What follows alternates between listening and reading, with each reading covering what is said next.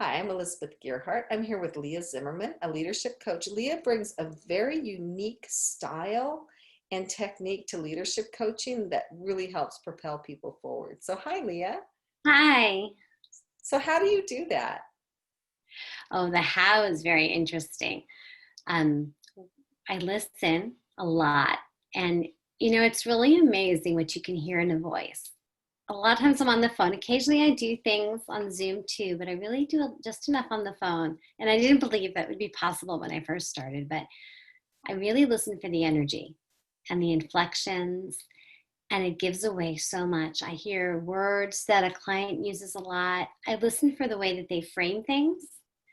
And what I do is I mirror things back. I say things back in a way that helps them see it from fresh eyes and understand it in a new way.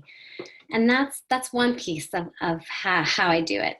Another piece of what I do is I help someone to feel safe enough where they can get to talk about what's really real. And then once we're talking about what's really real, it's kind of like I'm a partner in the dance. And I'm just doing the little questions and the little steps to help them on their own path towards their own reflection and their own discovery of where they're going next. And there's a neurological piece to it too of what's happening.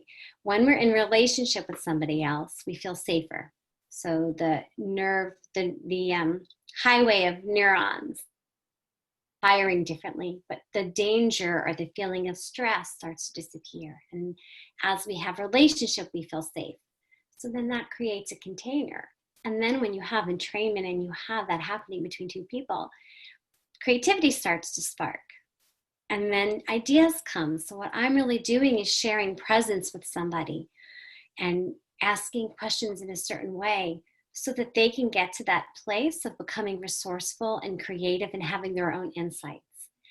And it's really improvisational because I do not know where the conversation is going to go. There are pieces of wisdom that I share when it's the right time. And there are, if you come to any seminars or things that I teach, discrete pieces of knowledge that I can sometimes give. But really the power of coaching and the one-on-one coaching is that it's a container and a space where the person is really having support, being supported on their own journey.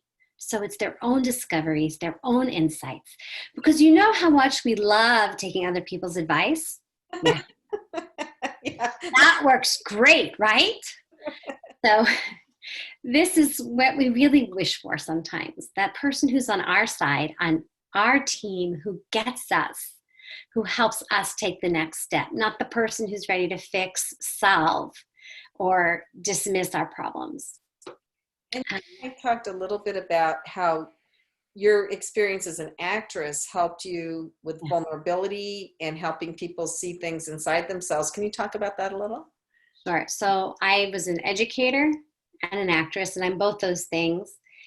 And just as a side note, as an educator, actress, and then coach, I'd say these are not different things. These are all related things. They're all about communication. Leadership, whether it's a teacher in front of the room, whether it's an actor on the stage, or whether when I was the director of synagogue school, is vulnerable. You are exposed. You're highly visible. People see what they see on you. It's like you're a screen. And you become sort of more of an illusion. But in order for them to be able to see something that's going to be meaningful and resonate, they have to really be able to see something real. Otherwise, they see a persona, and people distrust personas.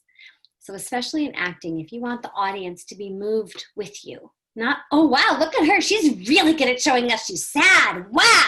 Not that, but the one that kind of audience that goes with you. Yes. Gotta be real. You've got to allow yourself to show. And so here's the secret that I learned when I was in the class, and I had studied with a school in New York that moved into coaching, leadership coaching along the way. So I had a really good model for it.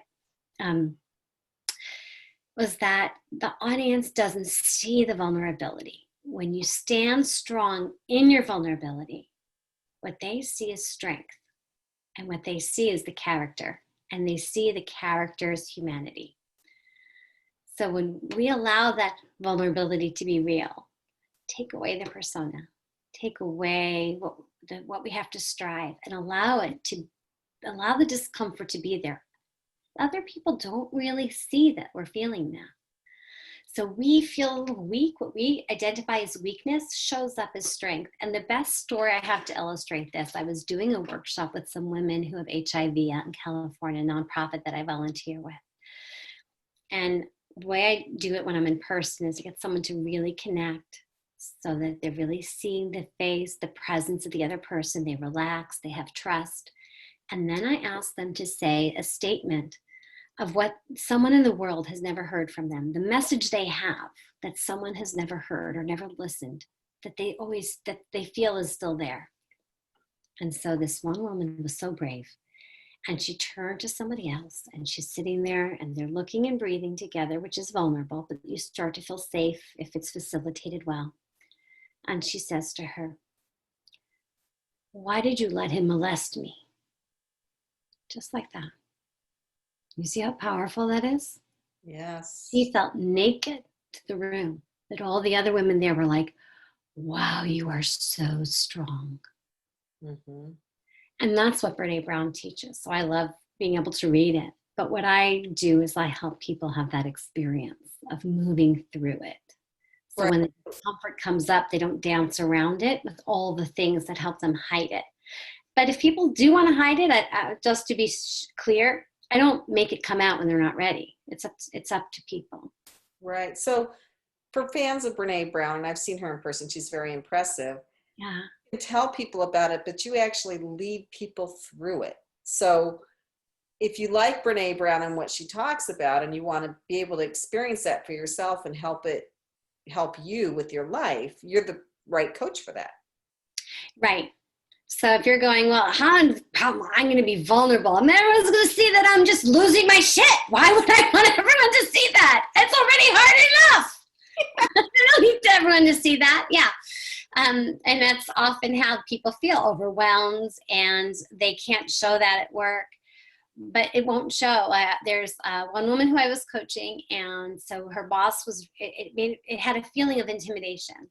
Mm-hmm. And she was falling into old patterns. And I don't need to know the old patterns in the history. It happens to be that I knew some of that for her. But mostly what I helped coach her was how to find her own empowered voice instead of dancing the way she habitually did around the vulnerability. That working with me, she could experience strength in a new way.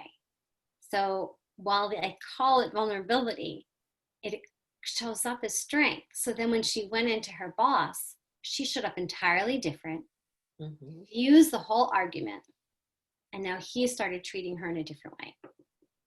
And that's what we want. Yeah. Right? Right. So who are your typical clients? And so you said you do this over Zoom. So do you have a series? A lot of times over the phone. Oh, okay. So do you have a series of calls that like the person has homework to do for a week and then you check in, or how does it work with you? Yeah. Sometimes there are things where I ask them to think about or focus on for the week. It usually will come up with the call.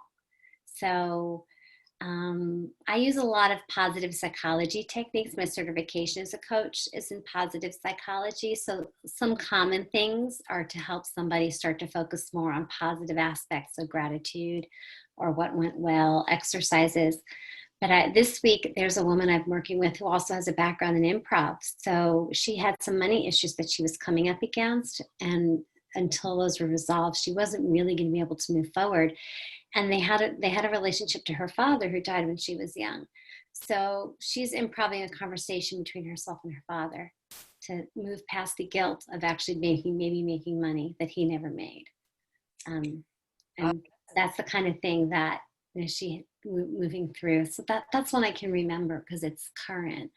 It really depends on the person. And like I said, it's an improvisation. It's a dance. I don't know what I'm doing when I go in there. I know how to be in the moment and how to ask the question that really seems to be what the person doesn't know, but it's at the tip of their tongue of where they want to go or what the opening is, the thing that's going to crack open, what's keeping them stuck or what's keeping them in a set pattern. And I'm really just listening, and it's an energetic thing too. It's in the voice, it's through the emotions, and it's in the spaces. And then I ask the question. I don't always know what's going to come out of my mouth, but it's trusting that vulnerability. It is very vulnerable on the coach's side to not know, have a plan, be set, able to prove I know what I'm doing kind of thing. It's really just being there and being present and trusting that when I'm present, and this is what I'm also teaching, that when we're present and we show up with presence, we show up in a way that gives us an autonomy, that people respond to us so that we can build our influence, we can say difficult things, and we can move through reality in a way that builds relationships and connectivity and more of what we want. Wow, that sounds amazing. And you also give presentations, because I know I'm going to go to one. Yay! Yes. I love giving my presentation on how to have difficult conversations and being when I'm asked to speak places. I do that, or how to be an influential leader. And it's really is about the communication. Daniel Goleman is like the guru of emotional intelligence. Says self-awareness is the first step. And then once you have self-awareness, you have self-management. And that's after you have that, then you can start to be able to do that with others, have awareness of them and be able to communicate in a way that manages. And so what I'm really doing in my talks is helping people tap into that part of you that already knows those universal truths, but has never been able to really see it or articulate it. And that's the way what coaching is. So I really do like doing those. And I saw on your website too that you had some difficulties that you used your own techniques on yourself to overcome. Yeah, I didn't know this wasn't common, but I have a very self-reflective and more self-awareness than most. So a lot of things that I did for myself were just getting scientific about myself. So when I was eating and overeating and feeling bad about my weight, I was a dancer you can't see me. I'm petite, but I'm busty and hippie. Dancers don't have that unless you're doing tits and ass. It's not really, you're not supposed to look like that. And that was kind of hard for me growing up in a Balanchine world at the time. But I learned somewhere that I realized that I had to like myself better. I noticed that when I felt better about myself, it was a lot easier. And then I'd start to notice, well, when do I feel full? I just started investigating, and it was slow, and I found some sources that helped me, but slow. And over the years, I moved from having an overeating, sometimes I really been diagnosable as obsessive eater, to just having a healthy eating style. And now, like anybody else in their 50s, I'm like, okay, there's a little more here, but it's a good more, it's a good more. And I'm also kind of proud of it. So, it's different than when you're in your 20s and you're like, I look like an elephant. Well, I think that gives you a lot of credibility, though, having used these same techniques on yourself to conquer problems. You're your own best advertisement, right? Yeah, the more recent one was the fibromyalgia. When about 7-8 years ago, my body just said, oh, no, we're not going anywhere. Shh, stop. And it was really scary. And once the anything neurological was ruled out, we had to figure, well, so what was this? Why was it so hard for me to move? And for a year, I really didn't know. And I just decided I didn't need to know. This was who I was. This is what I had. What I needed to find was, what could I do? And so I found the physical therapist that would help me find exactly what I could do. I couldn't work out. That would just, there was no way. I could barely walk up the stairs. But slowly I found ways to what I could do and push my boundaries. And now it shows up occasionally, but most of the time I live as if you wouldn't know I had it. I didn't know I had anything if I do the self-care things that I need to do. Wow. So how do people find you? How do they find your presentation? And because I got it through a mutual acquaintance of ours. Yeah.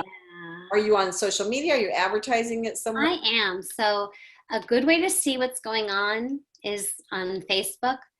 Okay. People can follow me, but I have a Facebook group called Stepping into Powerful Leadership. And that's a great way to follow me. And then my website is steppingstoolcoaching.com. And you can get in touch with me there. And my upcoming events, I have a link with upcoming events there. So that would be the place to be able to see and know how to register. I'm doing a seminar at least once a month. This time, someone's hosting it for me this week. I don't know that I'll do another one in September, but there'll be one at least in October. And I'm going to start varying them a little bit so they're not always the same, but they're never the same anyway, because I work a lot with the people who come. So how did you get the name Stepping Stool Coaching? Yeah, so I started with the name Invisible Light. I was so in love with that name. It was oxymoron. It had a little hint of humor, and it's a lot about how we are lights, or the invisible light we can't see that's at the end of our dark tunnel. It's not there yet. Then somebody else had it. So I was like, okay, it's okay. Something else will come. Something else will come. Just let it be. And one weekend I was helping a friend who was really going through a tough time, and I was spending a lot of time with him, and my husband commented on all the time I was spending, and I said, yeah, but it's not going to be always like this, because I'm just being a stepping stool for him right now. I'm just helping him go to his next steps. I'm driving him places and just helping him get there. And I was like, oh, that's really what coaching is. Coaching really is that step stool that you use as a kid, that you feel like you did it yourself, but all you needed was that little structure that to help you so you could reach the next step. And that's what having a coach. I think when coaching really works at its best, it is really just having a step stool. And it's a process of stepping on it. Awesome. So who are your clients? Who do you reach out to? Who works with you? I've had a lot of business owners work with me. The overwhelm, the constant ongoing ups and downs, people who are overwhelmed and stressed, people who want to, but they all have in common, and people in leadership roles, whether they're the owner, they're the manager, or if they're in a company. Also, I've worked with some teachers, and I work with parents. What they all have in common is that they know there's a kind of leader that they admire. Mm-hmm. And they want to feel better about what they're doing. And they don't always know how to say that. But it's that feeling of that you know as a child, the adult you knew you needed, the one that you expected was going to be empathetic and understanding and not just send you to your room. What did I do wrong? Wait a minute. I thought I was going to get a hug for that. Or was that only my house? But, those feelings that we had as children, we think that adults can be fully grounded in there for us. And we discover when we get older, oh no, we're just all children in big bodies. Wait a minute. But we can be that leader. And sometimes there are people out there who still really want to, and who have a sense of connectedness to others and to wanting to do and serve others. There's something in that I notice that the people who I resonate for and who want to work with me tend to have in common. Great. Is there anything else that we need to say about your business? No, that was really fun. Thank you. So it's, let me get this right, Stepping Stone Coaching. Stepping Stool. I'm sorry. I like the stepping stones, but stepping stones won't get you any higher. No. It should be a stepping stool so that you can reach higher. Steppingstoolcoaching.com. Yes. So good. Maybe if somebody else screws that up, then they can learn from my vulnerability. There you go. And Leah Zimmerman. Thanks, Leah. Yeah, thank you for having me.